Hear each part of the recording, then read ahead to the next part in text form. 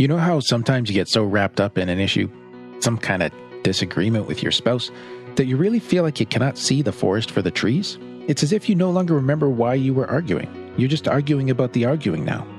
Well, today, we're going to help you take a step back so you can see the forest again and figure out why you keep misinterpreting your spouse. The Marriage Podcast for Smart People is designed to help busy couples like yourselves move away from conflict and unhappiness to build a marriage you'll love today and treasure for a lifetime. This podcast is made possible by listeners like you. Learn how you can help save marriages, prevent divorces, and keep families intact by going to oyf.support. Once again, that website is oyf.support. And now, here are your hosts, Caleb and Valinda Simone Gandel from Only You Forever. Welcome to the Marriage Podcast for Smart People. If you want to build a thriving, passionate marriage, we've got the research, the truth, and the answers you're looking for. We have a light bulb moment episode for you this week.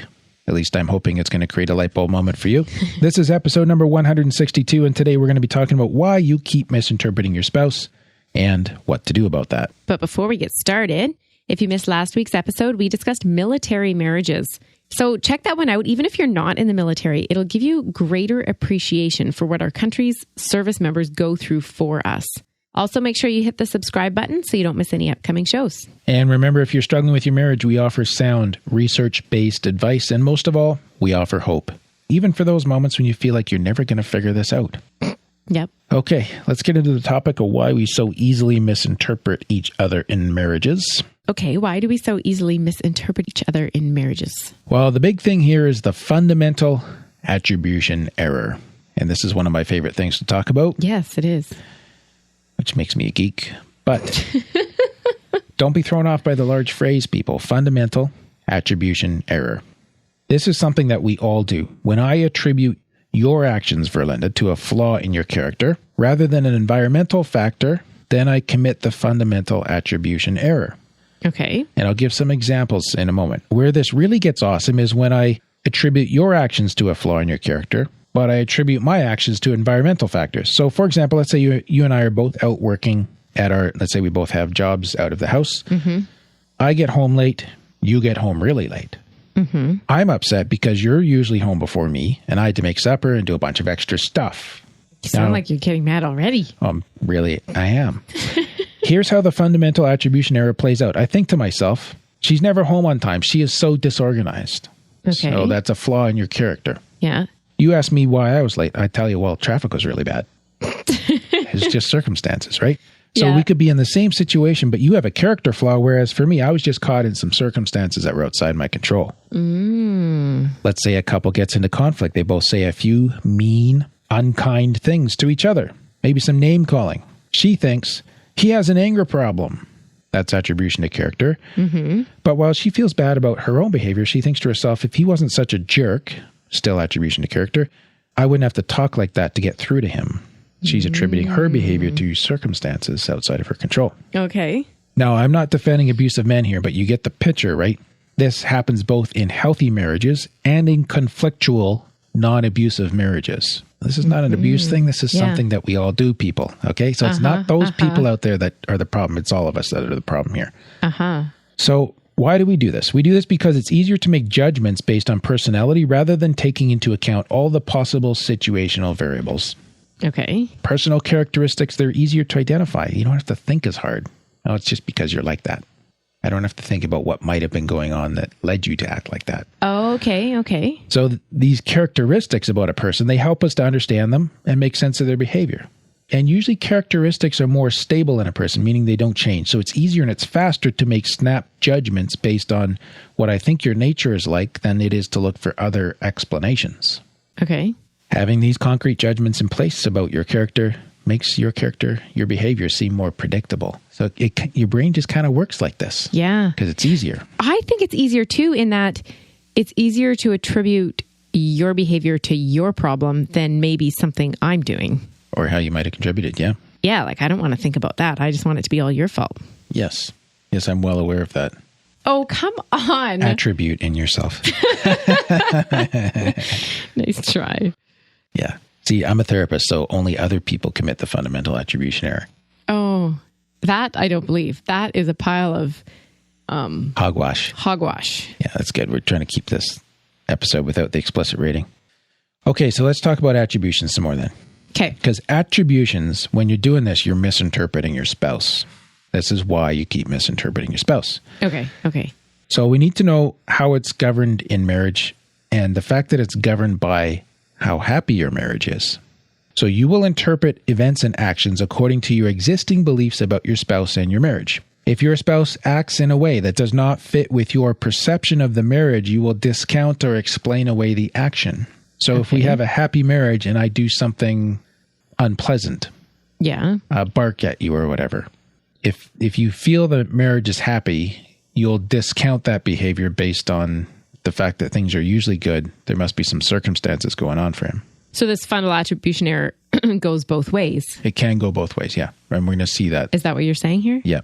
Okay. We'll unpack this some more, right? Okay. Now, I just want to take a quick sidebar here. This is how a perfectly intelligent spouse who believes that she is married to a committed husband can explain away evidence to the contrary to what she perceives as commitment. Oh, okay. And then be completely flabbergasted months or years later when she discovers his infidelity.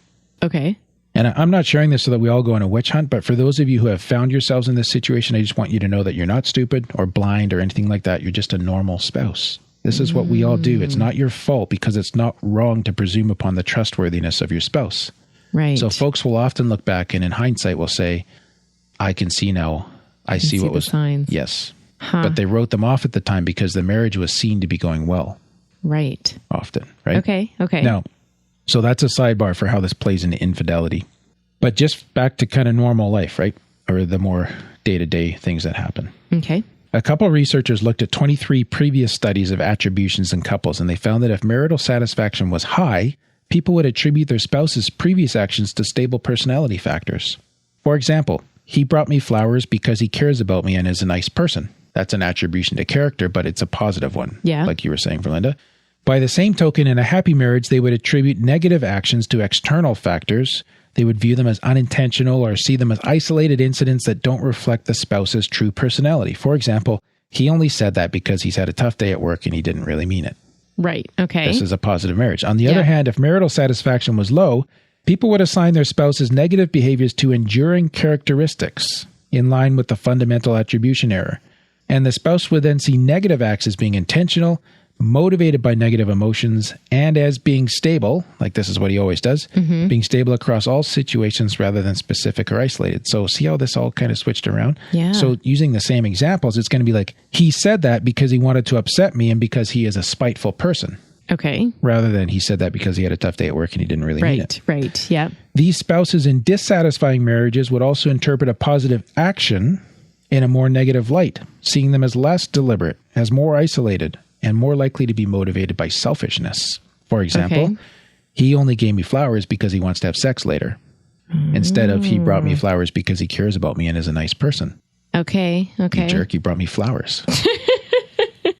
Right. So as you can see, the attributions affect satisfaction within the marriage and behavior within the marriage. Whoa. How does it affect behavior in the marriage? Well, how are you going to respond if I just brought you flowers because I wanted to have sex later? Oh, I see. That's going to affect your behavior. Right. So let's unpack both of those a little bit more, okay? Okay. So satisfaction, attributions influence your marriage satisfaction. Okay. What is important to know is that this is not just a bad habit or a little concern that you should figure out sometime, but the negative attributions themselves actually cause low marital satisfaction over time. So if you're seeing things in this negative light, it's going to take things downhill. Yeah. Low marital satisfaction leads to negative attribution, but that negative attribution over time also causes low marital satisfaction. So you're just in this downward spiral. Yes. Now, thankfully, the opposite is also true. High marital satisfaction leads to positive attributions and putting less emphasis on negative events, which further enhances marital satisfaction. So now we're in an upward spiral. Yes. Now, the attribution and behavior part for Linda. Okay. Attributions also influence behavior, as we said. Again, the same researchers, they assessed couples for levels of marital satisfaction and then asked them how much they attributed problems in their marriage to each other. And then they asked the couples to discuss a problematic issue in the marriage. They found that maladaptive attributions, so these are maladaptive attributions are when you think things are all your spouse's fault. and that those problems are indicative of your spouse's character. He's messed up, right? Okay. Maladaptive attributions will link to both spouses using less effective problem solving. It's like, we're not going to bother to try to solve this. Oh, because it's just your fault. Because you're screwed up. It led to higher rates of anger and negative behavior.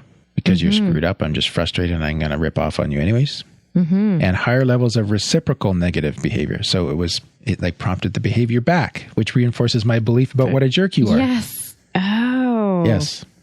Yeah. And this is just so amazing and so sad at the same time, because now we're gone from something we think in our head to something that we're actually doing and reinforcing in our marriage in a destructive way. And that's why it's so important to get this whole attribution thing pointed in the right direction. Yeah.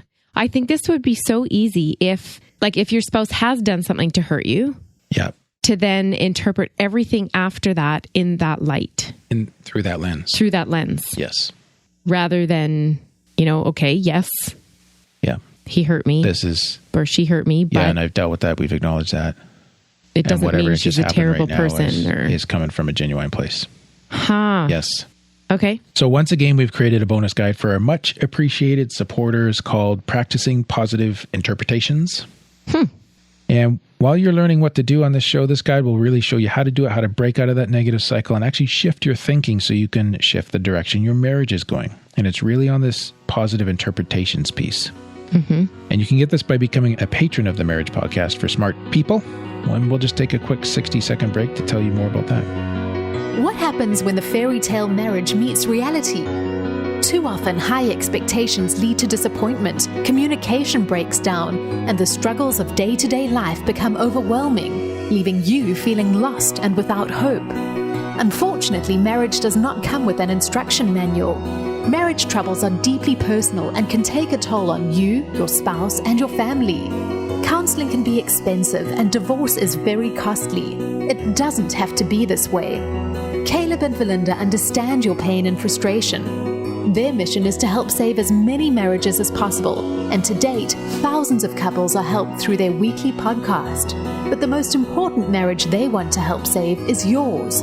With a minimum of a $10 investment a month, you gain access to exclusive bonus content and valuable information to help you succeed in your own marriage. Learn more about saving marriages and how you can help at oyf.support. That's oyf.support. You're listening to the Marriage Podcast for Smart People. Before the break, we were talking about how our attributions affect our marriage satisfaction and even our own behavior in the marriage, and even begin to predict our spouse's behavior too. Make sure you download the bonus guide for this show. If you need help working through that as a couple because you've been doing this a long time, reach out to me via our website. If you're new to the show, I am a marriage and family therapist, a registered clinical counselor. I can help you. And I'd love to do some marriage counseling with you and help you get this turned around and pointed in the right direction. Now, how can we help folks overcome these attribution biases, Verlinda? You tell me, Caleb. Okay, first one. Assign attributions more consciously. So you can outsmart your own brain with this one. Remember that the fundamental attribution error and these attribution biases are actually just like mental shortcuts that your mind uses to make quick evaluations. That's the snap judgments we talked about earlier. Quick evaluations based on limited information. It's your brain trying to quickly categorize what you are seeing into the nearest bucket. Because it's the easiest thing. Yes. Yeah. But you can choose to carefully think through actions and the possible reasons behind them instead, in order to bypass or overcome these reflexive biases. That's good. So stop and give proper consideration whether your spouse's actions can be explained by situational or environmental factors rather than by attributions that can help you avoid the error and give you enough space to objectively evaluate their actions. That's one thing you can do. Another thing you can do is to start a positive cycle. So remember that cycle piece, right? Negative attributions lead to lower marital satisfaction, which leads to more negative attributions. Now, this means that if you choose to increase your marital satisfaction through some other route, for example, learning better communication skills, more intimacy, better sex, better shared leisure, then that increased satisfaction will make you more likely to make positive attributions of your spouse's actions. And this in turn will further increase marital satisfaction. So find a different entry point to start that positive cycle. What can you do in your marriage to point it in a better direction? Yeah. Conflict and expectations come into this. So negative attributions lead to poor conflict resolution, like we talked about. You're just not going to bother using your problem-solving skills because the person you're dealing with is an idiot. Right? So negative attributions leads to that kind of thinking. That behavior escalates conflict rather than solving it. This then reduces marital satisfaction. Now, here's an interesting point. The link between attributions and marital satisfaction is mediated by something called efficacy expectations. Okay, and what are those? Those are your own beliefs in your own ability to solve the conflict. It's how efficacy is about how powerful I feel to do something. Yeah. How effective do I feel at solving this problem? Okay. That's a belief that you have about yourself. Okay. Okay. So I can solve this problem. Like he's an idiot, but I can solve this problem. We can still solve this problem. We can solve this problem. Yeah. So we need to maybe go to minus we. the he's an idiot part because we're trying to get away from the negative attributions. I know, but what I'm trying to figure out is if this efficacy expectation is like my own belief in my ability. Yes. Or if it's my belief in our ability to solve the conflict. Well, because I think that's kind of two different things. Yeah, it is, but it's important that you believe in your own ability because you as an individual, no matter what, you can learn skills and you can apply those skills, even if your spouse chooses not to. And if you do, it's going to shift the dynamic in your marriage. Yeah, it would be great if you could say it was about our skills, but that's powerlessness again. Okay. So this is actually like my beliefs in my own ability. Yeah. Okay. If you attribute conflict and problems in your marriage, then to the universal characteristics of your spouse, that this person is hopeless, you will have a low level of efficacy expectation, right? Oh, like I can't solve this because he's such a jerk. Yes. Oh. So you think your spouse is fundamentally bad in some way and you won't expect to be able to improve things. Oh. And again, those is what I'm saying. It's very disempowered, right? Yeah. You cannot change the marriage because your spouse is, and you insert whatever character attribute there is messing everything up. But if you choose to believe that you can learn new conflict resolution and communication skills, then you're empowering yourself to solve problems, which increases your efficacy expectation. And the research shows that a higher level of efficacy expectation will mean that negative attributions do not impact your marriage satisfaction. It mediates the link between attributions and satisfaction. Okay, I get that. That's good. Yes. So learning those skills, employing those skills, believing that you have them helps. Yeah. Yep. Okay. Now, trust in each other comes into this as well. So a study from 2004 looked at 75 couples. They rated their levels of trust in each other and their attributions of each other's motives. And they were then observed discussing a conflict point. Now, 2 years later, those same couples were again assessed for levels of trust and attributions. And they found a cyclical link between partner-enhancing attributions and levels of trust. Okay, what does that mean? A partner-enhancing attribution is attributing your spouse's actions to positive motivations. Okay. Like seeing it as a good thing. Good. Okay. And levels of trust. So trusting your spouse causes you to attribute more positive reasons to their actions. Yeah, that makes sense. And to see them as more positive overall. Yeah. Those positive attributions further increase your willingness to trust in them. Oh, this is a cyclical dependency. Okay. Like a cycle. Yes. Okay. And again, this is where the fundamental attribution error throws you off, is because you will discount and discard what is actually trustworthy and appreciable about your spouse's actions. So you kind of need to get in front of yourself, in front of the error here. Mm-hmm. If you're trying to turn your ship around into a positive direction, and look for those moments where they're being authentic and doing trustworthy things and giving them that, like assigning that credit where it's due. Okay. Yeah. And this will help create that upward positive spiral. Yeah. And then another tactic you can employ on yourself is accountability. So again, a study found that people are much less prone to the fundamental attribution error when they're expecting to have to justify their appraisals and attributions to a third party. Oh, interesting. So when you know that you're going to have to explain why you formed your attribution, you will take more account of the situational variables and not just say, well, he was a jerk. So you'll make less of those all-encompassing attributions.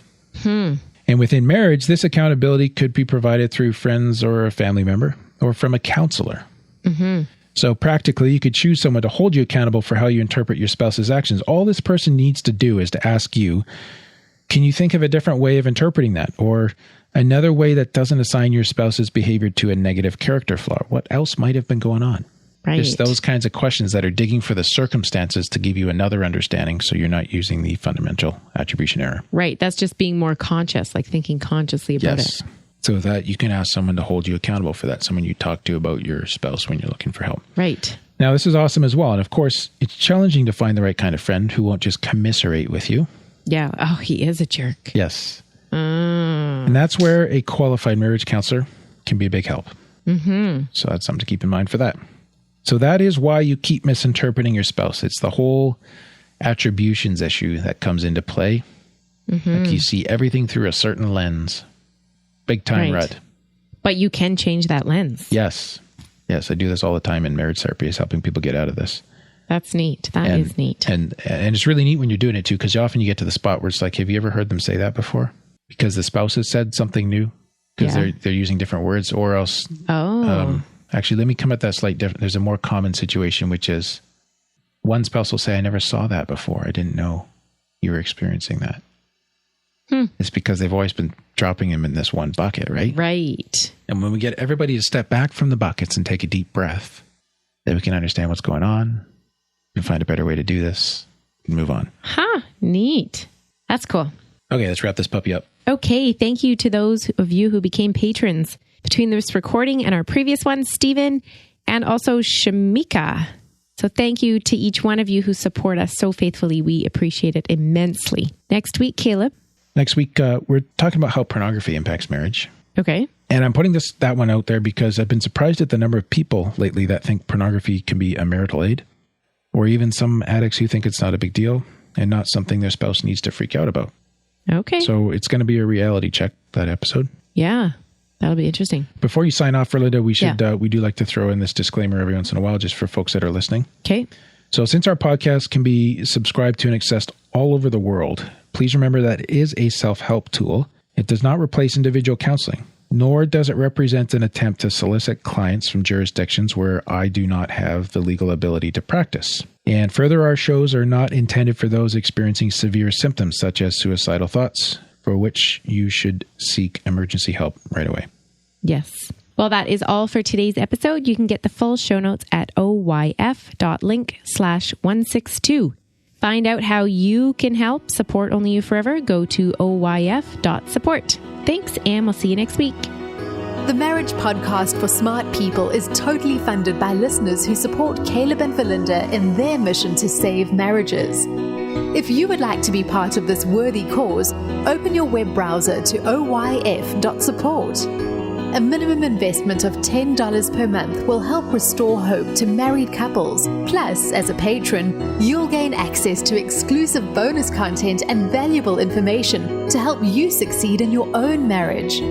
Go to the website oyf.support now for more information. Thanks for listening to the Marriage Podcast for Smart People from Only You Forever.